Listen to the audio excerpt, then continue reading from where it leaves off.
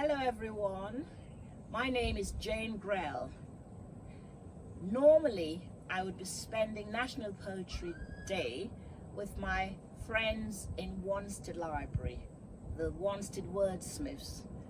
But today I happen to be on Dominica, my native island, and I'm going to share some of my poems with you from Dominica. Tranto House. On a mound of red earth stands a house, a little white cottage quite apart, pristine and self-contained. Mountain peaks from all around embrace her in smiling homage, while enthusiastic breezes compete to keep her cool. To her front, the ocean with wild vigor never ceases its swelling, heaving, rising and crashing against gigantic rocks glistening in the sunlight. From her nether side, the bay extends in circular motion, and the ocean, here calm and still, slowly spreads her white, frothy waves, much like the petticoats of a quadrille dancer, to ebb and flow, with hypnotizing grace. Meanwhile, the Castlebruce River, unimpressed, glides silently by to join the ocean, only because she must. And as for the little white house, she simply stands there on the hill, rejoicing in her own existence. Queen of the night. I am Lady Moon, Queen of the night. I glide around when the sun has gone and all is still. I cast my fluorescent spell upon the trees, trickle my magical glow onto streams, and slipping through closed windows, I intrude on troubled dreams. A friend of graveyard folk, of goblins and ghosts, of Sukuya, Lugaru and La Diablesse, of wandering spirits at the bewitched hour. I hold the secrets of knaves and lovers who fear and love me in equal measure. I am Lady Moon, Queen of the night. Cupid's bow. Once in a while, something stumbles uninvited onto the canvas of your consciousness. Once in a while, needle-sharp tingles vibrate past your inner landscape, shattering the serenity you had so carefully cradled there.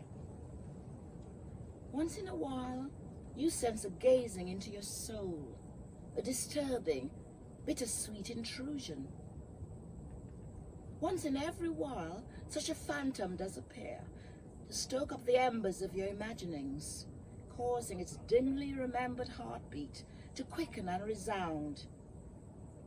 Once in a while, this intruder will catch you unawares as you inhale his aphrodisiac charms. Once in a while, when it duly drifts your way, pure panic may ensue. As confidence caving in, you quiver in your solitude, secretly savoring the despair of an ugly duckling in the presence of a prince of swans. Once in a while, amid the hazy merging of fantasy with harsh reality, it's small comfort, yet still comforting to know that Cupid, for all his cross-eyed clumsiness, may aim in your direction, if only for a while, once in every while. Waiting. We are sitting here in the dark, waiting for the dawn, to lift your burdens and roll away your pain. But we've been waiting far too long and suffer the heartburn of undigested hope, of undreamed dreams. Instead of dawn, inertia comes creeping in, put close upon by paralysis, both fat and sleek from our people's misery. Although they say the darkest hour is before the dawn, good things come to those who wait, and joy cometh in the morning. We will wait no more, but rise and meet the dawn, clear-eyed and unafraid, to reclaim the dignity that is so rightly ours. In 2046, they came from miles. They travelled far. They came on foot, by bus, by car. They gathered round. They sat them down upon the floor, on puffies, chairs, and intently listened to the storyteller's soothing voice.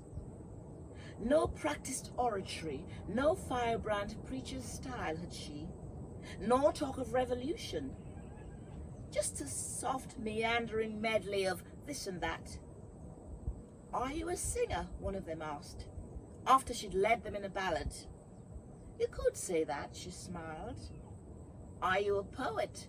queried another, as she spun a web of words through which she blew speech bubbles roguishly. "Perhaps," she said in dreamy tones. "Are you a storyteller too?" "Oh, I do hope so," was the prompt reply. "You play children's games as well," interposed another. "What kind of grown-up are you? If you're so full of scorn, then tell me, why did you come?" "Our televisions are defunct. Computer systems have all crashed. They said you were an internet alternative, albeit a little primitive." It seemed to the storyteller that they were not far wrong, eyes brimming over with the truth of it. They walked away in single file. No handouts did they clutch. No apps, no printouts, nothing but a warming glow left by the rhythm of a clapping game, the cadence of a poem song, while stories like beads of pearl threaded through the hairlines of their imagination. They came from far, they came from near. They left at length in pouring rain, a fitting backdrop to the storyteller's soft refrain. Whitewashed walls. Within those whitewashed walls lie murky secrets, conceived in shadows, far from the light of day. Within those whitewashed walls are bruising memories, unforgettable, the sort which never fade away. Within those whitewashed walls are skeletons, where once proud beating hearts, reduced to dust, are forced to dance like hyperactive ghosts on empty graves. Within those whitewashed walls, speechless tongues attempt to spit out what they know, with no more success than ocean waves condemned to ebb and flow. Within those whitewashed walls, the weak in their despair howled like muffled winds, with no means of escape, suffer without redress as they rail against injustice, weep from the indelible pain of pillage and of rape. Within those whitewashed walls, the feeble, squashed underfoot, have had their moaning silenced with unwelcome draughts of bitter gall. No sense in squirming, no mercy given, absolutely none at all. Outside those whitewashed walls, one day, the bones of the mighty and the weak, indistinguishable, will lie together. And from within those whitewashed walls, the millionaire from her gilded perch, the beggar from his pavement bed, will both be ferried across the river Styx by Charon into the gloomy halls of Hades, and with equal vigor and indifference into oblivion for all eternity. And at long last, equality? Affirmation. Through the tunnels of history, you stooped, trekked, trudged, submerged but never sunk. You endured load upon your head, yoke around your neck, weight upon your shoulders, chains around your hands and feet and loins, hot iron on your skin, deep lacerations to your soul. Through all of this you have emerged hurt and scared, a great deal scarred, but still fully upright, And will you tell me now that you've forgotten how to smile? Your spirit can no longer soar, your heart has lost the zest to sing, with tongue that cannot bless your race, that those same hands dare not create, your feet a stranger to the dance, your body a mere shell, that you've forgotten how to live and love? I tell you now, I cannot, will not believe you, for I was there and got to know you far too well. Perennial prayer. Oh, for a little time. Time to trust, dream dreams, hope. Time to show courage in the face of pain, death, life. Time to be touched by peace, joy, love. Time enough to grow, to know myself, you, the other, just a little better. Sunset over the bay.